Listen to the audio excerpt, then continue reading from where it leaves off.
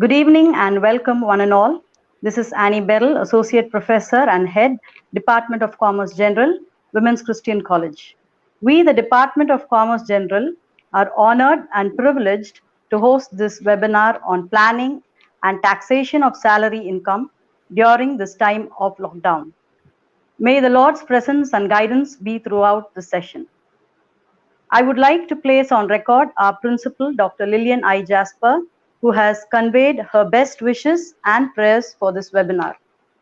Moving on to today's topic on tax planning strategies for salaried SSCs in this challenging scenario has aroused a lot of interest and doubts in the minds of many. To address on these critical issues pertaining to salary income, the latest amendments in Finance Act 2020, and to explain the importance of planning our salary income, we have with us two very eminent and dynamic speakers, Dr.CA Abhishek Murali and CA Divya Abhishek. A warm welcome to this. Before I hand over the session, one small announcement to all the academicians who are participating in this session. Towards the end of the session, you will have to fill in a feedback form within a stipulated time to receive your e-certificates. The link of this feedback form is given on the description box below the screen, which will be open only at the time of when the end of the session comes. And I once again welcome all the participants to this session. Hope you have an insightful and informative session. Over to Ms. Priyadarshini, Assistant Professor of the Department, to introduce the speakers. Thank you. Thank you, ma'am. Good evening, all. Here we have two resource persons for this session. And our first resource person is Dr.CA Abhishek Murali, Secretary, SIRC of ICAI. Dr. Abhishek Murali is a practicing chartered accountant at Chennai with over 13 years of experience in area of finance, accounts, and consultancy. All India rank holder of SEMA strategy examination, and he's a 17th rank in SEMA final examination and 5th rank in international taxation examination. He's an youngest elected regional council member and secretary of SIRC ICAI. He is an expert in direct taxation, international taxation, litigation, appeals, valuation, due diligence, and merging and acquisition. He addressed more than 250 seminars on direct taxes in 2019. He professionally advises various leading industries, high net worth individuals, and professionals. He has been nominated as Honorary First Secretary for the Honorable Consulate of the Republic of Zambia. He also has authored several books like Overview of Companies Act 2013, Income Tax Ready Referencer, Taxation of Capital Gains, and so on. And our second resource person is Ms. Chartered Accountant Divya Abhishek, is a practicing chartered accountant of Chennai who is currently the partner of DSNR & Co. And she is an expert in audit, company law, cross-border transactions, international taxation. And she's an All India rank holder in CF final examination. She holds 46th rank in it and 23rd rank in the ICSI examination and 4th rank in international taxation examination. She is an youngest ever president of the Inner Wheel Club of Madras Next Generation, and she's a secretary of the Women's Professional Empowerment Forum of India. Divya has audited and consulated for listed companies, corporate multinationals, public companies, private companies, and other forms of organizations, including high net worth individuals. She has the distinction of being a first secretary to the Honorary Council of Zambia in South India. He has an elected treasurer for Federation of Indian Chambers of Commerce and Industry for Women for year 2019-20 and for the year 2020-21. She is a keen women social activist with a passionate professional focus on women empowerment and campaigns for the upliftment of girl child. Our WCC is proud to have such resource person here to take over the session. I hand over the session to the resource person. Thank you.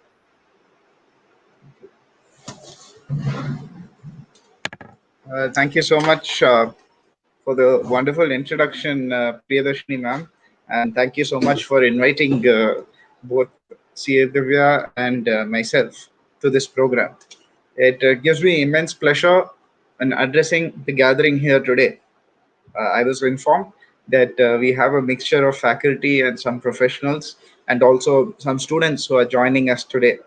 And I have been addressing several colleges over the entire lockdown period on the importance of not just healthcare, but also the wealth care. As you all know, we are facing a time of recession in this unprecedented issue of COVID lockdown, and the recession effects are going to be felt even after the lockdown.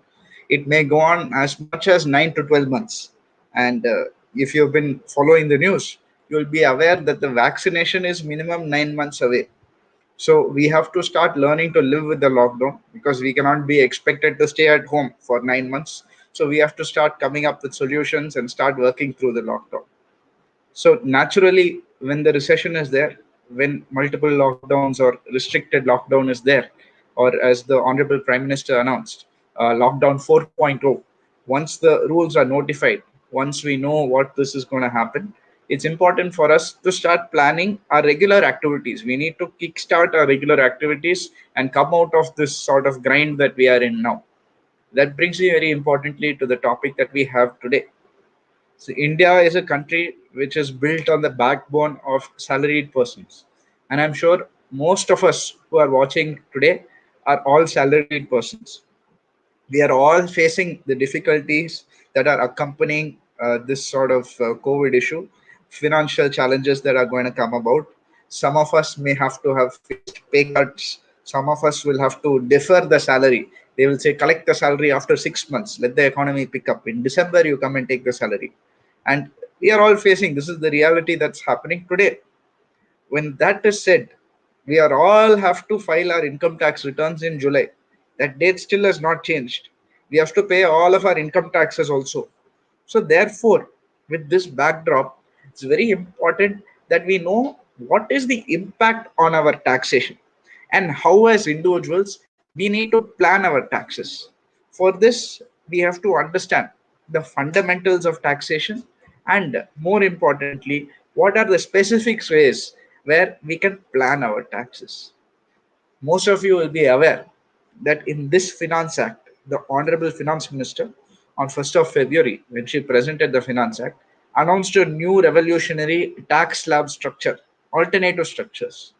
So now, as salaried persons, we have the option to choose one or the second tax structure. This has never been done in India before. You are told this much you have to pay tax, you will calculate, you will pay your tax, you will file your return.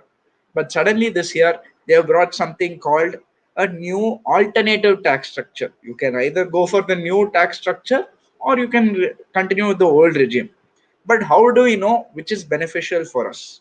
So throughout this presentation, how we have planned to take you through the presentation is we are going to start with the basics first. What are the basics of taxation? What are the basics of how you're going to be taxed?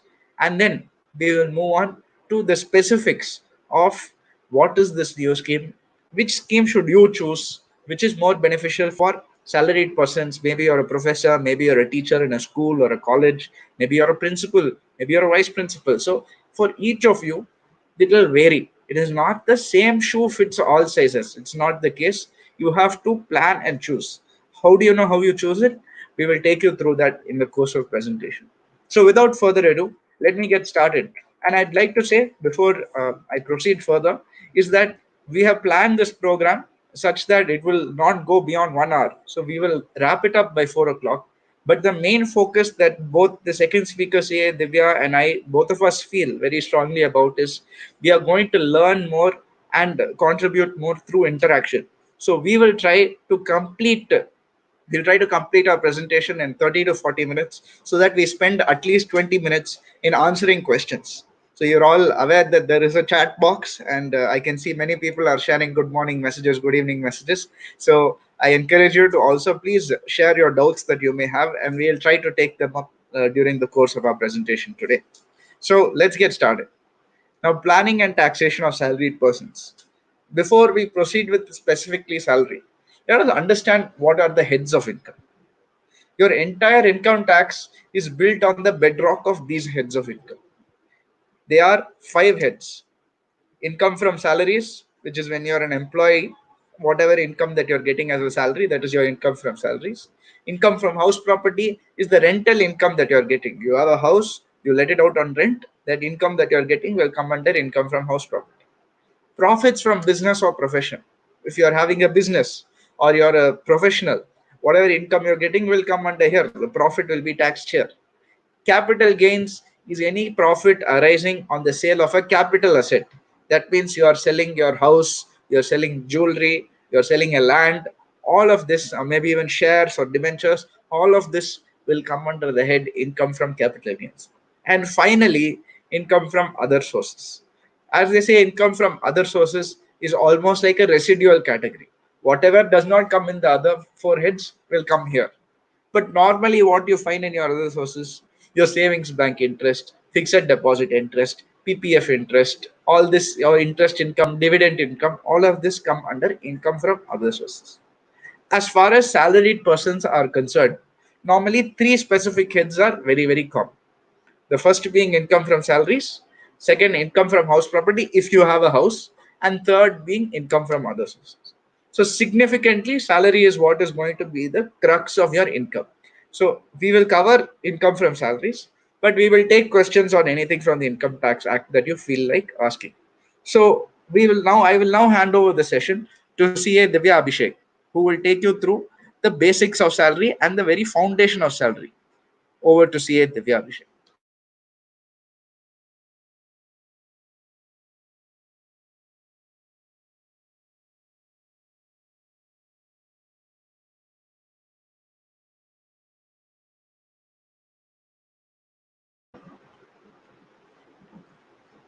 Okay. A very good afternoon. So let us first understand what is going to be taxed under the head salary. Whenever there's an employee-employer relationship, any amount that you receive as a part of the job during the course of your employment gets taxed under salary. The Income Tax Act simply says any amount due or received from the employer will be taxed. Now let us take an example. The salary for the month of March you generally receive in April. Your employer says, due to lockdown, once it's lifted, I will pay your April salary. Now, for whatever reason, the lockdown extends till December, which means the March 2020 salary, you're going to receive in December. A logical question arises: do I need to pay tax on this amount? When I file my returns in July, do I need to pay tax from April to February, the salary that I've received in my bank account, or do I also need to pay for March? The answer to this lies in the act. It says salary due or received, whichever is earlier. Thus, the salary becomes due to you in the month of March, and hence you will have to pay tax on it. Let's take another scenario. You request your employer for a 6 months advance. Your employer is generous. He says, okay, you take it. So, in the month of March 2020, he gives you an advance for the period of April to September. Now, you ask me, last time you said my salary was due, so I need to pay tax on it. Now this advance, it's not due to me. Hence, I don't have to pay tax. But wait a minute. Even though it is not due, let's see what the Act says. Any amount that is due or received, whichever is earlier. Thus, even though this advance of 6 months is not due to you, it has been received by you, hence you have to pay tax on it. Thus, when you file your returns in July, you have to pay tax on the full 6 months advance salary that you've received. Let's take another scenario. You have worked in the month of March.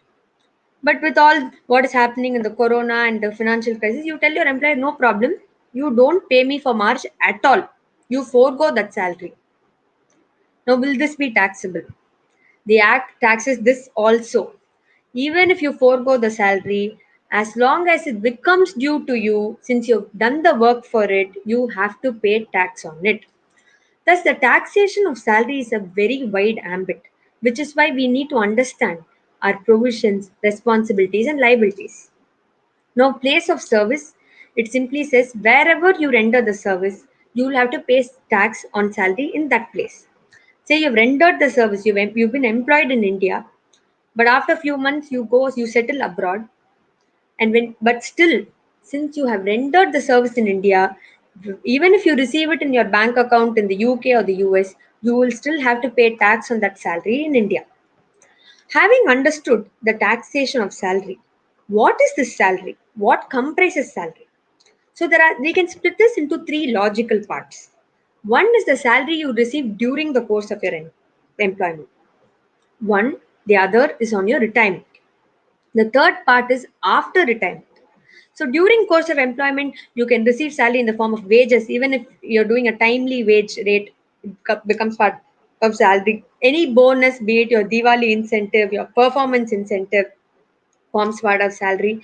If you receive an arrear or advance of salary or any commission, any name you put to it, any sum that you receive by virtue of your employment comes under this category. The next part is on retirement.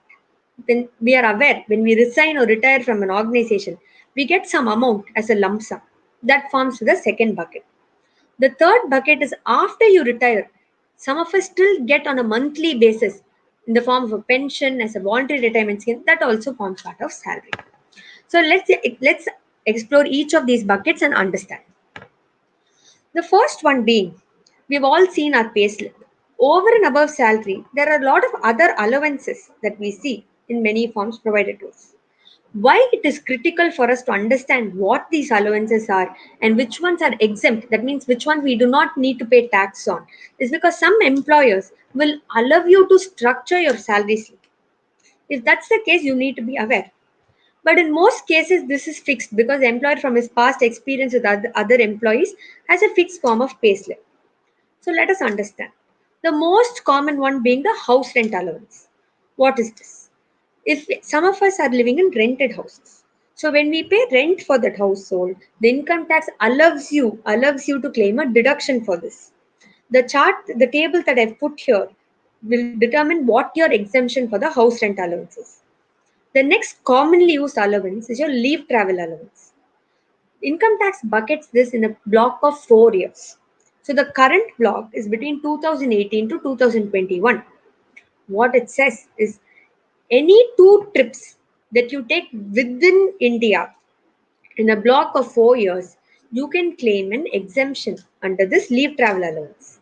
So what you need to save is your air ticket or your train ticket, which is approved in order to submit your employer to claim this. So any two trips within India, you can claim. The third common kind of allowance is something that your employer voluntarily will give you as a part of your pay slip, be it in the form of a uniform allowance. If you have to wear uniform to office, he might give you a uniform allowance, a telephone bill allowance, a traveling allowance. All these allowances are fully exempt because this is something that is mandated by your employer as a part of your employment, and hence these are exempted. Over and above this, the Act also gives small amount of allowances for people who have children in order to fund their education, for hostel expenditure. If you're living in a backward area like a tribal area, for army personnel and field area. As I put here, these are the smaller limits which will still benefit you in the overall tax structuring. The third kind of allowances are the allowances that are fully taxable. Now take a city compensatory allowance.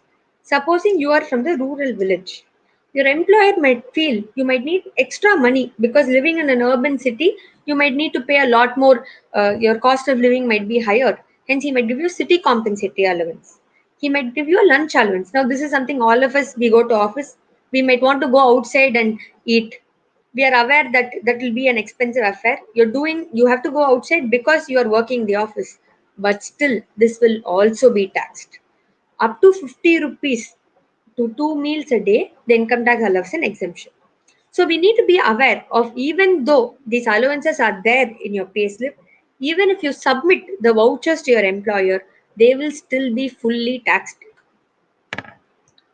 There are some exemptions that are fully exempt. So these will be your allowances paid to government employees, your High Court, Supreme Court judge allowances, your chairman members of UPCSC. The Act provides specifically only three deductions from your salary. So once you add your entire salary component, you can take these three deductions. The first and foremost, which will be significantly impacting you, is the standard deduction. In 2018, this was reintroduced. Up to 50,000 rupees flat rate, no questions asked, you can take a deduction under the standard deduction. The other two are your entertainment allowance, which is only applicable for a government employee for an amount of rupees 5,000, and the other one is a tax on employment. So this is paid to the center. The tax is determined by the state. They have an overall limit of up maximum of 2,500 rupees. So these three deductions you can claim along with it. The third most critical component of your salary will be in the form of perquisites. Now take a IOB CMD. He might be in any part of the country, but he will have to work out the headquarters in Chennai. So the employer will provide him a house in Nungampakkam, Sterling Road, prime property. Does he have to disclose this as an income? The answer is yes. Even though an amount is not paid by the employer, he is doing something in kind for the employee as a part of his employment. The Income Tax Act fully taxes these allowances also. If he gives you an accommodation and charges a lesser rent, you still have to pay tax on the differential amount of rent that is actually has to be paid. If he gives you motor car for you to operate, any facility, credit card, gift vouchers, all of this will come into the purview of fully taxability under the heading perquisites. So these are basically benefits and emoluments which your employer might provide to you, being kind to you and provide you, but you still have to pay your tax liable on this. The next most critical, what I told in the first slide of slotting salary into three parts. The last two parts, one which you receive as a lump sum the day you resign or retire, the other is after you retire, what you're going to be getting. The things that I've highlighted in orange will pertain to the second part, and the third part is what is highlighted in green. The first one is leave encashment. Now, what is important for us to understand in leave encashment is we have to know what is the policy of the company in which we are working in. Each company might have a different policy. How it typically works is a company might say you can take up to 20 days leave every year.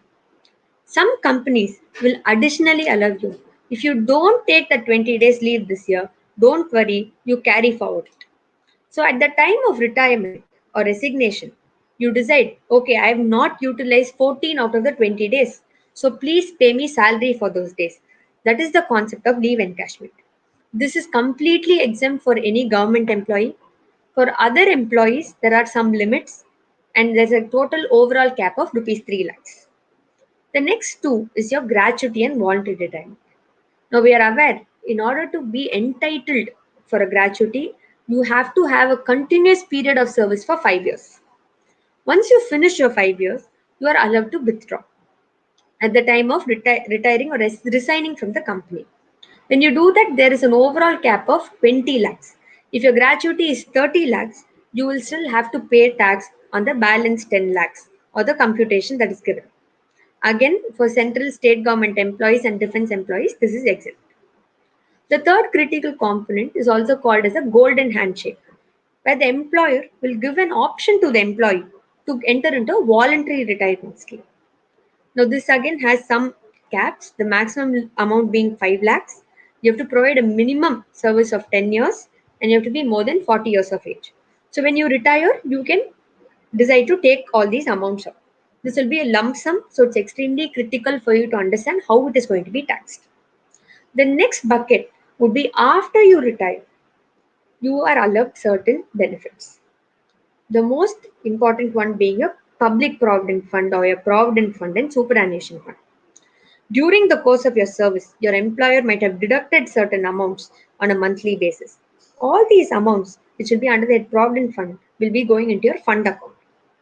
After you reach your age of retirement, you can fully take this amount into your bank account and you do not have to pay tax on it. So, whatever is accumulated in the fund balance, as long as you've provided 5 years of service, you can take it out and not pay tax on it. The next one is the pension. Again, pension for government employees will not be taxable. For other employees, it is split as two.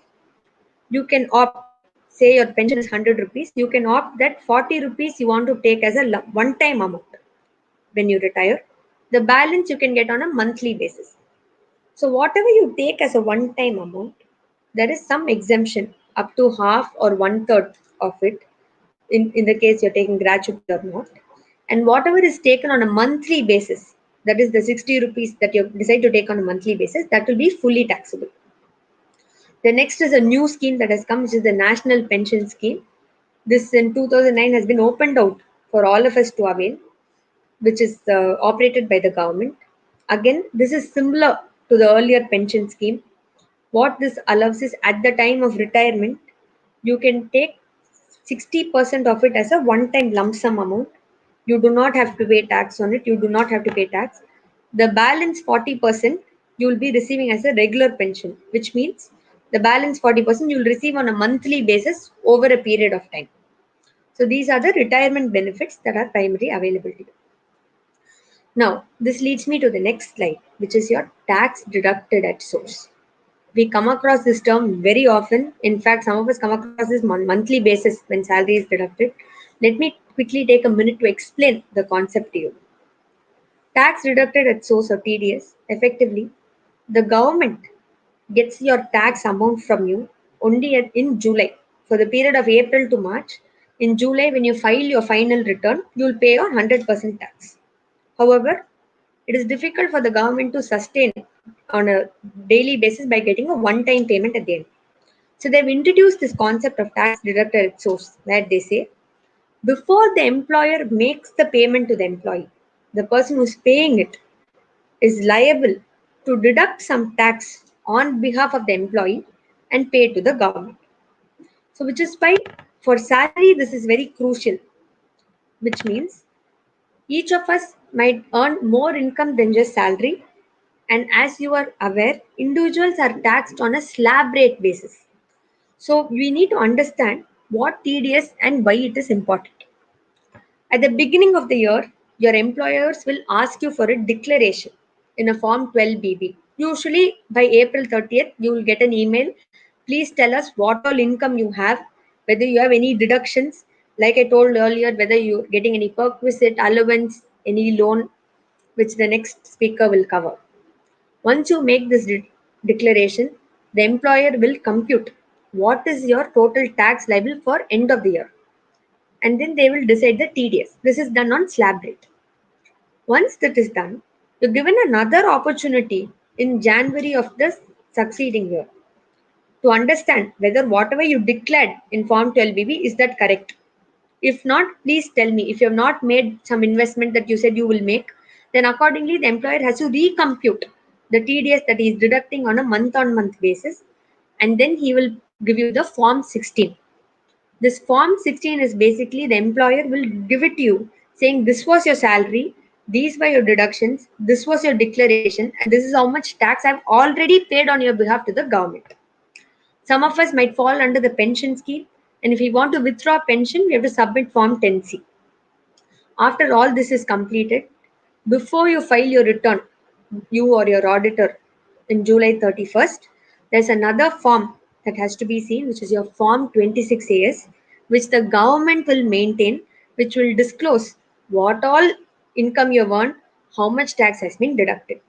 So this is typically how it works on a snapshot for an employee. Now let me hand it over to the next speaker, Abhishek Murali, to take you through what are the recent developments, what are these slab rates, and what you need to do to plan your salary.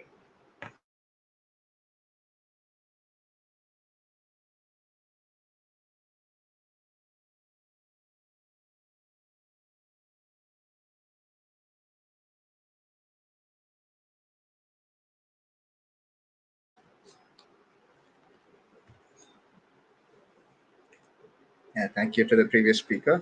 I just take it from where she left off.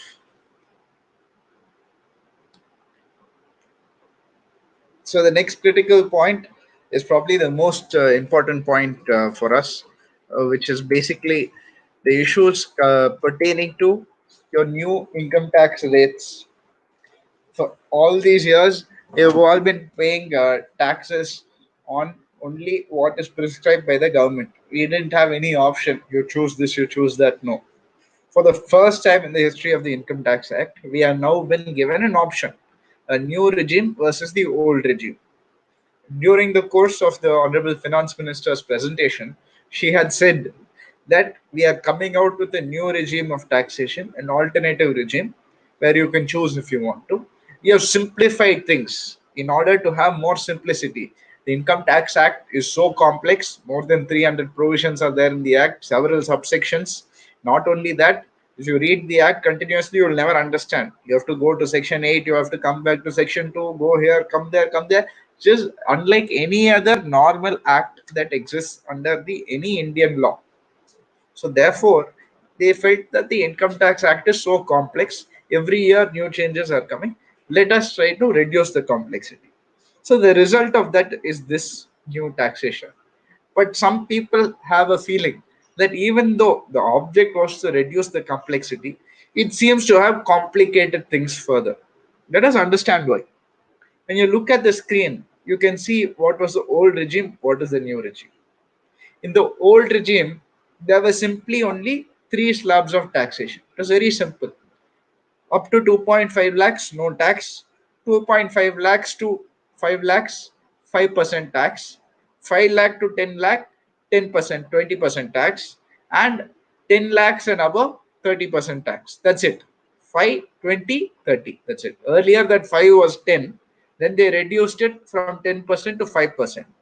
And the rest continues to be at 20% and 30%. Of course, this what is taxed here is very important. The taxable income, as we said, the gross total income less deductions gives you your taxable income. This taxable income is taxable at this particular slab rate. Now, suddenly, under this new alternative scheme, the slabs have increased. From three slabs, it has now become seven slabs. And while earlier, the right hand side table, you can see the seven slabs: 5%, 10%, 15%, 20%, 25%, 30%. So in the specific income slab bracket that you can see in the particulars column, up to that one, you have these respective rates. So seven new slabs are there. And in the old regime, if you are a senior citizen, then up to 3 lakhs, you don't have to pay tax. Senior citizen means up to 60 years of age. 60 years of age and above is senior citizen. If you are a very senior citizen, super senior citizen, that is 80 years and above, then up to 5 lakhs, you don't have to pay any tax. This was all under the old scheme. What is it under the new scheme? Under the new scheme, interestingly, there are a lot of things which have now been removed. Up to 70 exemptions that was enjoyed by a salaried person or a normal person, a non-salaried person also, that they used to enjoy in the old regime is not there in the new regime. So therefore, let us understand what was there that has now been removed. First of all, as I told you, senior citizen up to 3 lakhs, no tax. Normally up to 2.5, no tax for any person. If you are 60 years and above, up to 3 lakhs, no tax. If you are 80 years and above, up to 5 lakhs, no tax. Under the new regime, it does not differentiate that 95-year-old person who's earning interest income from a 30-year-old who's at the peak of their jobs. So therefore, the new regime has no age limitations. There is no senior citizen, there is no super senior citizen. Everybody is considered to be one. Whether you're a woman, man, senior, non-senior, super senior, nothing, everyone is the same. So all these slab rates are universal under the new scheme. There's nothing separate for senior or super senior. The next very critical thing, and I'm sure all of you are doing it, and as the previous speaker rightly touched upon it, when you are making your declaration, your salary payment declaration every year, start of the year, you will have to do that salary declaration. You'll have to submit to your employer saying what and all you are investing. If you are going to put in ATC, you're going to put in Mediclaim, all of that you have to submit. So normally what do we do? LIC premium, PPF investment, your contribution to your PF by your employer, or NPS payment, and then you have what is considered to be your ULIPs, NSC, National Savings Scheme certificate, then your mediclaim. You're taking a medical insurance, so you're paying mediclaim on that. You are maybe taken a loan to purchase your house, and you're repaying that loan. So while repaying the EMI, you're paying both your principal and you're paying your interest. You are having any other donations you are making out of the goodness of your heart to a charitable institution. You are making a donation. Maybe you are paying an educational loan of your child, the interest that you are paying on that, and multiple. In all of these examples that I gave you, the income tax gave you the benefit of enjoying. They said you are paying all this. What you do is you reduce it from your income and you pay whatever net amount you are getting. You have 100 rupees salary, you have put investment of 50 rupees, you claim that 50 rupees, you balance 50, you pay the tax enough. So this is what the act was saying under the old scheme.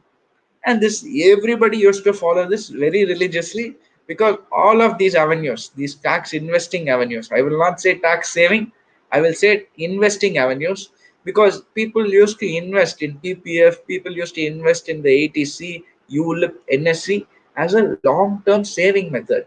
So whenever I retire, or whenever my son or daughter gets married, at that time I will use these funds. I will take the benefit of these funds after saving for multiple years. So therefore, and it encouraged you to save, and it gave you a tax benefit. Instead, you save and you take the tax benefit on whatever you save. If you don't save, no tax benefit. You have chosen not. Under the new scheme, under the new scheme, all of this is removed. Therefore, under the new scheme, several exemptions, several deductions have now been removed. One of the most common things that we used to enjoy as salaried persons is what is called the standard deduction. Up to last year, rupees 40,000 was given as standard deduction. This year, when you are filing your return in July, you can enjoy up to 50,000. Any salaried person, you work for half a month, you are getting salary for half a month also, you get to enjoy the standard deduction of 50,000. Now this standard deduction is gone in the new scheme. They have removed it. They've removed your leave travel allowance. The previous speaker already covered to you how much exemptions are there. In LTA, your HRA, house rent allowance, professional tax that is being deducted from your salary, your children education allowance that you are getting from your employer. Maybe you are getting other uniform allowance, reimbursement, food allowance. All of this is being removed under the new scheme. Not only that, the interest that you're paying on a housing loan, maybe you have taken a housing loan for a repayment you have for 20 years. You are currently in your fifth year. So whatever interest you are paying on repayment of your housing loan, that benefit you are taking and reducing it from your taxable income. So therefore you're paying a reduced tax because of that. Now what they are saying, you do not get that benefit of that interest anymore. We are removing that. Your ATC, all the tax saving initiatives I told you, your LIC, your ULIP, your PPF, all of this has now been removed. Your Mediclaim has been removed. Your charitable donations under 80G that you used to give, that has also been removed. Savings bank interest, there was provision, there was a section called 80TTA, where for every person up to 10,000 rupees, any interest that you're getting from your savings bank account, that is not necessary to pay tax on that 80TTA. So therefore, that has been removed. For senior citizens, up to 50,000, no need to pay tax on the interest. Not only savings bank, any interest, FD interest also, company interest also, company deposit interest also, 80TTB, that has also been removed. Therefore, so many deductions, so many exemptions has been removed from the new scheme. So now you may again, let us go back to that table. You may ask, Abhishek, you told me that reduced tax rates are there. It is less complex. But then when we go into the details, you are telling me all of this I cannot claim. How is it beneficial? Let me advise you here as a professional chartered accountant and advising several teachers and several faculties also are our clients. We advise them on a regular basis. I can tell you this new tax scheme versus the old tax scheme, I cannot give you a broad announcement saying this is beneficial, this is not beneficial. While the object was to say there should be no complexity. There exists a lot of complexities. So therefore, each person has to evaluate on a case-to-case basis whether the new scheme is beneficial to you or that old scheme is beneficial to you. But I can tell you on a broad basis, if you are claiming deductions and exemptions to the tune of rupees 2.5 lakhs or more, 2.5 lakhs or more, then straight away I can tell you the new scheme is not beneficial for you. Only the old scheme is beneficial. In all other cases, if it's 2.5 lakhs or more that you are claiming as exemptions, then straight away opt only for the old scheme.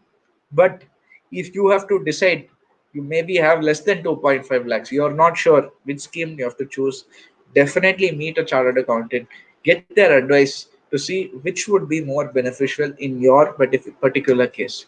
You need to do some planning, you need to see the history, and you need to plan for the future.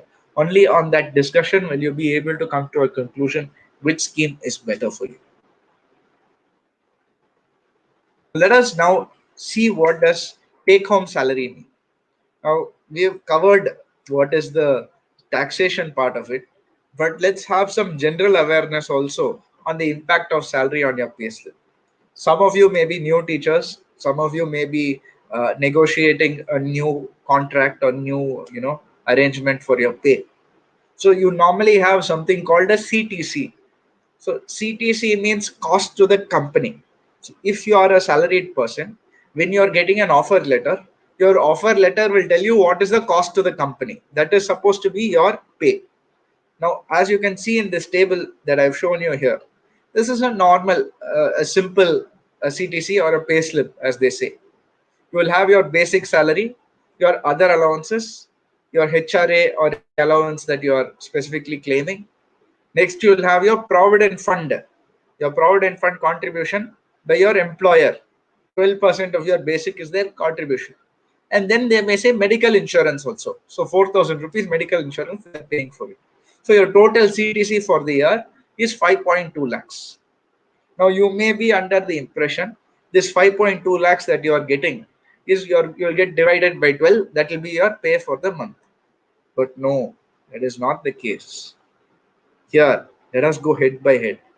Basic salary, other allowances, and HRA, you may receive it. But your provident fund is part of your pay, but it's not necessarily your income. You don't get it in your hand. It goes to your PF account. So what they are saying, we are paying you this amount, but we are not paying it to you. We are paying it into your PF account. When you are unemployed or when at the time of retirement, you please use it. So therefore, it is part of your CTC, but it is not actually your take-home pay. It is not your take-home pay.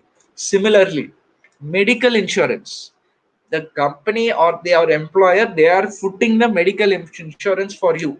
They are saying we will pay it for you. You enjoy the benefit of the insurance. So you are not getting this as an income. They are paying this to the insurance company.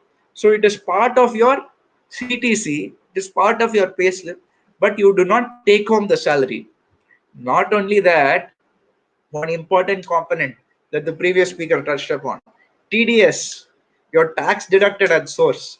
Every month from whatever salary that you're getting. Now, out of this 5,20,000, what did we realize? Only 3 lakh plus 1 lakh plus 80,000 we are going to get in hand.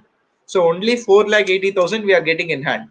Not only that, on that 4,80,000, they'll reduce the tax. You should have paid a tax. So we will take on your behalf and we will pay to the government. So they are reducing your tax and they are paying it to the government on your behalf. So this 4,80,000 will further reduce. So your take home salary, end of the day, you should not confuse it with your offer letter. You should always see what your offer letter very clearly states before you conclude what is your take home salary. So always evaluate your offer letter very clearly. Similarly, if you have a window where you have to structure your salary, structure it after discussing with your chartered accountant or whoever is advising you, because you may get better options to structure your salary, more efficient ways to plan your taxes. So let's touch upon some important common questions that are asked by people. Can I claim HRA on an agreement entered into with my wife and family member? as the previous speaker rightly said, house rent allowance you get on a regular basis. This allowance, when you get your HRA, I have seen very often people they tend to take the agreement with the spouse or the husband or brother, sister, father, mother like this. While the act itself does not disagree, does not say you should not do it, generally it is advised that you don't. So my advice to you is evaluate it on a case to case basis. Can I claim HRA on an agreement entered into with my wife or family member? Ideally, yes, you can, but try to understand whether in your specific case it is allowable or not. So, because the reason I specifically flagged off this question is there have been cases where the income tax have seriously investigated the HRA agreements. Are they real or are they faking it? In fact, I think 2 years back, it was a very, very big IT company. I'm not naming the company, but there was a very big IT company based out of Bangalore where the consultant, there was one consultant who was there. He used to advise them how to file. So he used to draft fake agreements, etc. And they all ended up getting into a problem because of this. So ever since then, the department has started looking into it a little bit more seriously. So my advice to you, whenever you're claiming HRA, definitely speak to your chartered accountant and understand from them in your specific case how you can claim it and whether you can claim it or not. The next point, should I choose the old scheme or new regime? As I already told you on that slide, there is no one shoe size that fits all. It is going to vary on a case to case basis. So definitely, again, your advice would be speak to your consultant to understand in your specific income whether you should choose it or not. But as I said there, if you are claiming exemptions or you're claiming deductions already for to the tune of rupees 2.5 lakhs or more, straight away choose the old scheme. There's no point looking at the new scheme at all. The old scheme only is beneficial to you. There's a lot of mathematics, arithmetics, and some lot of calculations that go into it. So based on what are the calculations we have done, in general, you can take a call 2.5 lakhs or more. For example, you're paying interest on your housing loan, you're paying your PPF, you're paying your other standard deduction of 50,000. All of this, if it adds up to 2.5 lakhs or more, then straight away go for the old scheme. Don't look into the new scheme at all. So a lot of people, I think maybe this will come in the questions also. I'm preempting it here. So a lot of people have asked me, why can't I claim the deductions in the new scheme? You are saying, or the Honorable Finance Minister said the new scheme is simple, it will give benefits, etc. You are also saying in some cases it will give a benefit. Why can I not claim deductions? What is the logic? I think the logic in the past in India in general was to encourage the country to go about and save, go about and invest. And that was the logic why the deductions existed. Why ATC, why PPF, tax-free interest under PPF you're getting. You're allowed to claim when you invest in your PPF, you can claim it as a tax deduction. When you're renewing, when you're closing that PPF and getting the money also, it is not taxed. So if you see, the logic is the government in the past, they always wanted to encourage you to save, to invest, to conserve your money, not to spend.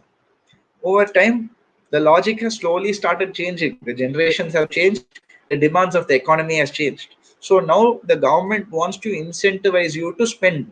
Or if you choose to save, they are saying you choose to save. Let it be your decision. Don't save simply to save your taxes. So why ATC no longer they're saying? You're saying, yes, we are giving you a reduced tax rate. If you want to take the benefit of the reduced tax slab structure, and what should you do with the tax saving? You can invest if you want. If you want to buy a new TV, you buy a new TV. You want to buy a car, you buy a car. I'm not going to tell you you go put in PPF. I'm not going to say you put in LIC. I leave that to you. That is your decision. And that has been the mindset of the government where they want to change the approach. If the economy needs a fillip, I think spending has to increase. And I think that is the logic why the government said, let's go for the new scheme where we don't have any deduction, we don't have any exemption. Of course, the impact, the collateral impact is on people who have planned their incomes based on these tax exemptions. You may have taken a loan for a purchase for a property where the repayment lasts for more than 10, 15, 20 years, in some cases 30 years also. So all of these people, they have done it on the basis that they will get the tax benefit. Suddenly, when you're withdrawing the tax benefit, questions are being asked. Naturally, luckily for us, the government have been wise enough to say you still have the old regime. You want to continue in that, you can still continue in that. But of course, we must be aware that now we are slowly moving towards that new regime. So maybe over the next few years, you will find that the old regime will get phased out. So we should all start planning to the new regime.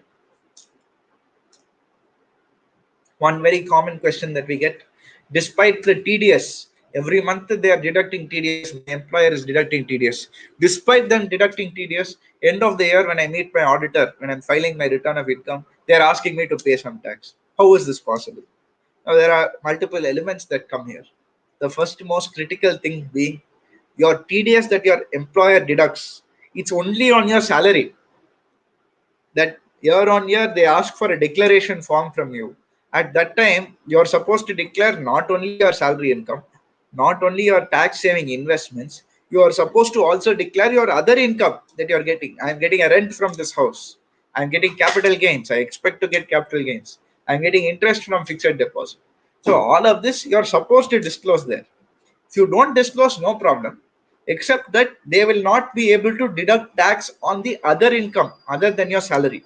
Therefore, end of the day, when it comes to filing your return of income, your auditor will include not only your salary income, but your rental income, your interest income, etc. So your TDS so far, whatever tax has been deducted, has been only on the salary income. It does not include the tax deductible on the other heads of income also. So therefore, that is the reason why sometimes, even though TDS is there, when you're filing your return, you may have to pay some amount of tax at the time of filing. What about arrears of salary? I think arrears of salary, sometimes when you're working in a government office or in some private organizations over multiple years, suddenly they give you arrears of salary for the last 10 years, for the last 5 years, etc.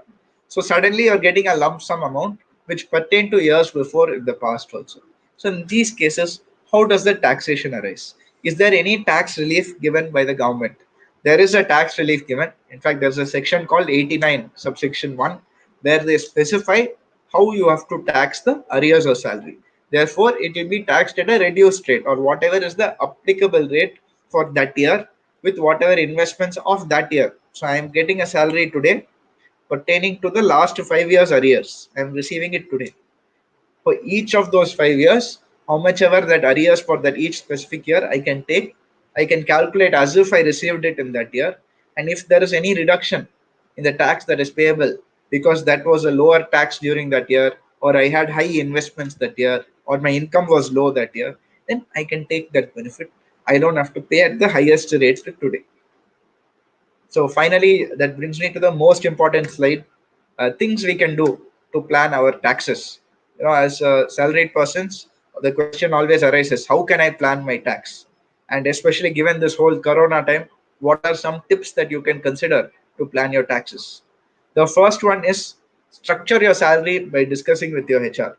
The previous speaker touched on this, where she said you have an option of structuring your expenses sometimes. You're structuring your allowances.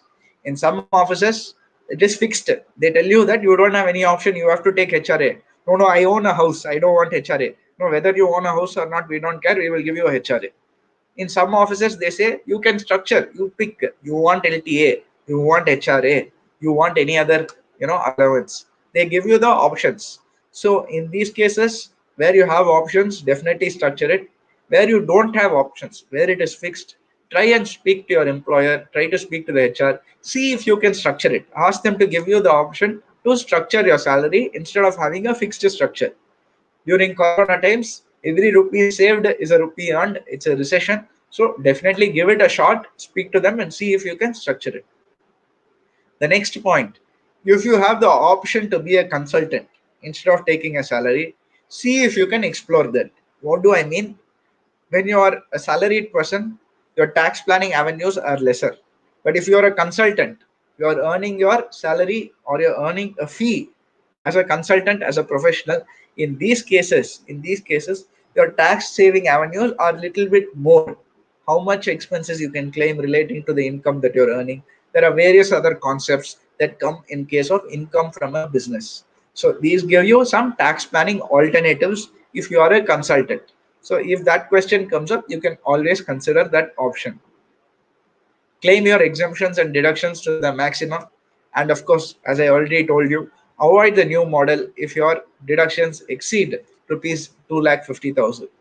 With this, we have come to the end of the presentation. I once again thank the college and I thank all the listeners for joining in today to watch in our session. We may now, take a few questions from the audience per here. So let me just quickly look at the YouTube comments that have come. So maybe we can see a few questions that have come over here.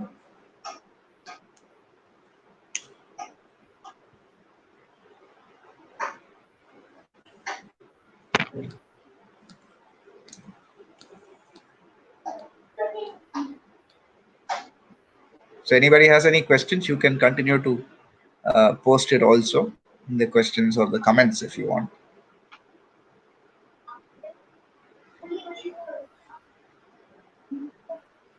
Okay, somebody has asked, Mr. Shankaran, whether we can change the tax regimes according to our incomes in the future.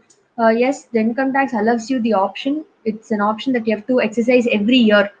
So based on your income, you can take a call whether you want to go to the new scheme or an old scheme at the time of filing your return of income on a yearly basis. Yeah. So if you are a business person, they have said that it's a one-time option. But if you're a salaried person or you have incomes that don't pertain to business, then in those cases, you have the option to choose every year.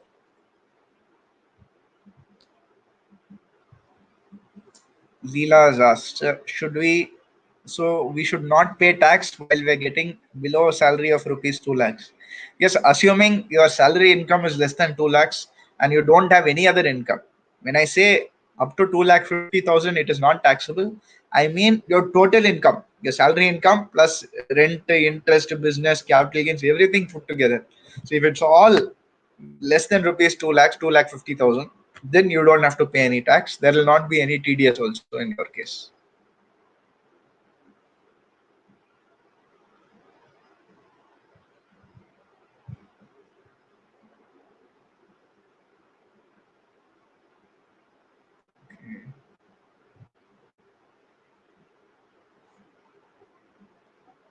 Um, we're just trying to find the question, so I request you to please.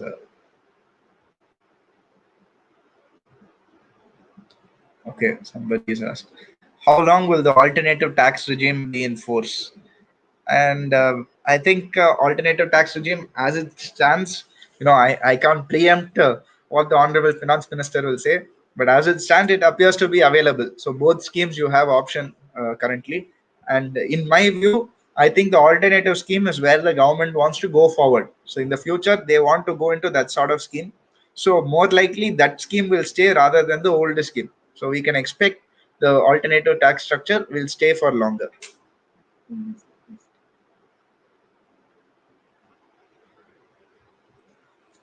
Can you let me know how exactly HRA work in detail? So in answer to your question, sir, when you are paying rent, when you're living in a rented property and you're paying rent, there are some tax benefits for that. I'd given a table, it's dependent on the salary. It's either 10% of your salary, and if you live in a metro or whatever the actual rent pay, there's a specific calculation. It's a bit in detail. It's given in the Income Tax Act. You can always get in touch with me and I can take you through the workings in detail for it. We'll be sharing the presentation also at the end of the program. So we have our email ID, so you can always feel free to, we'll be more than happy to share the presentation. Will there be a chance to adopt the old regime? Absolutely. And in fact, at this point of time, why I think this session is the timing of the session is very important is because all of you will be getting mails from your employers asking whether you should opt the new scheme or the old scheme. So that's why we thought having this topic now will be very, apt, is that when you're adopting the scheme, if the old scheme is more beneficial for you, by all means, select the old scheme now.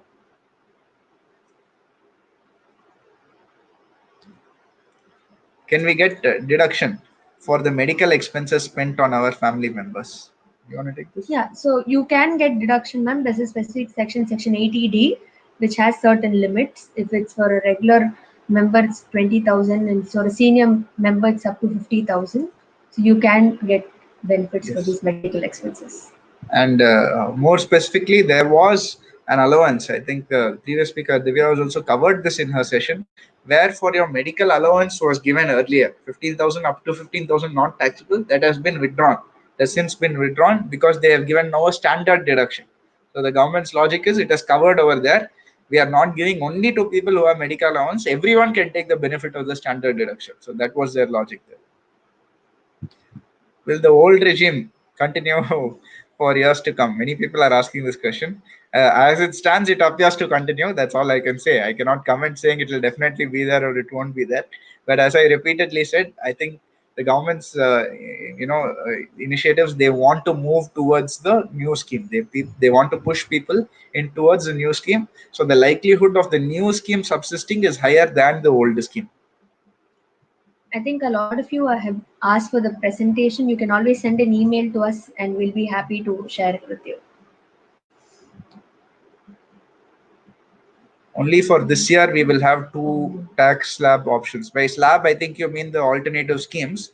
As it stands, it is there for the current year. I think definitely for the next few years also it will continue minimum. Will there be any change in the income tax structure because of this pandemic? I don't see a change in the income tax structure, but the approach of the income tax has changed. They are not going very, very aggressive. In fact, there are very advices given by the CBDT and the government asking the income tax authorities to take it slow and not to put too much pressure on businesses and salaried persons. So the number of notices that will be issued has reduced. Number of refunds that are issued has also increased up to 5 lakh rupees. If you had any refund due, the government are issuing it without any questions asked.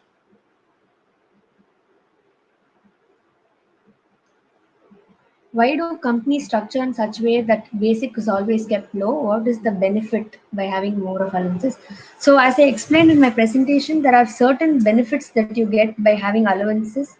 For example, you get a house rent allowance, you can claim exemption. If you're spending above the pay to your employee, you can claim exemption from tax for those, which is why generally company allow that benefit to employee by keeping the basic low and having a lot more allowances.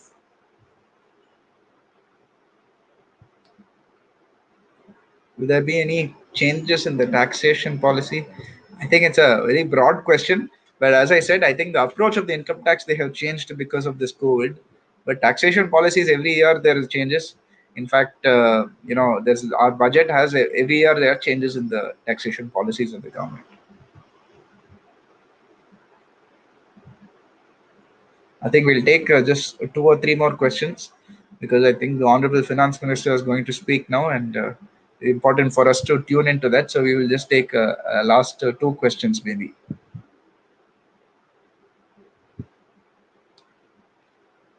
The new regime, both the interest on loan and principal amount paid for the house will be removed fully. Yes, you are absolutely right, ma'am. Both the interest that you're claiming in your income from house property, interest you'll be claiming there, that is also removed. Plus, whatever under 80C you're claiming, the principal paid, that also you cannot claim anymore. So this is a big impact that will be there. That is why I said, one shoe size does not fit all. We cannot simply say that the new scheme is better or old scheme is better. You have to check in your specific case, which is better for you.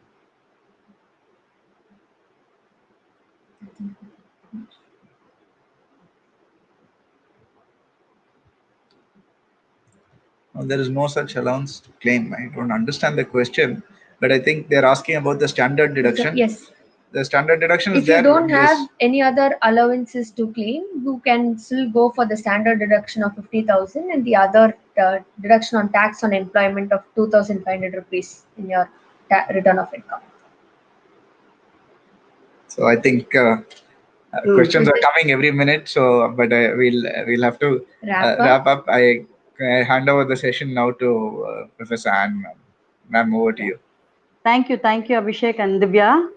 As we have come to the end of this session, I first of all thank God Almighty for His presence throughout the session. On behalf of Department of Commerce General, Women's Christian College, I take the opportunity to thank Dr.CA Abhishek Murali and CA Divya Abhishek for taking this session in a very organized manner and sharing their expertise, knowledge with us today. Above all, patiently answering all the queries, bringing more clarity to the topic of discussion today, and making us understand many things in a vivid manner. A heartfelt thanks to you both, Abhishek and Divya. I take this opportunity to also thank Murli sir, Dr. Abhishek's father, who is the senior partner of MS Victor Grace and Company, and also a chartered accountant. He has, to his credit, many more than 3 decades of experience in the areas of finance, accounts, and consultancy. His achievements, awards, and recognitions are endless, who has been one of the motivating factor for this webinar to take its shape. I thank you, sir. A big thanks to our principal, Dr. Lillian I. Jasper, for showing this green signal to proceed with this webinar and for her constant support in all her efforts to make this possible. I will fail if I do not thank my department staff who worked for it tirelessly and within a short span of time. Last but not least, a big thanks to all our wonderful and interactive participants of today's session. Thank you for the overwhelming response from you and to make this webinar a grand success. Thank you all. And before we close, a few announcements to all the academicians who require an e-certificate must fill in the feedback form link, which is displayed in the description box before 5 today. I repeat, all the academicians who require an e-certificate must fill in the feedback form link, which is displayed in the description box below in the screen before 5 p.m. today. And we assure you, you receive your e-certificates within a week's time. And do not panic as your friend gets it and you don't. Only 100 certificates we will be generating per day. So, but all who have filled your feedback forms before 5 today will definitely get your e-certificates without fail. And your patience is appreciated in this regard. And thank you once again. It was really a wonderful session. Thank you all. Thank you. Thank you. Thank you.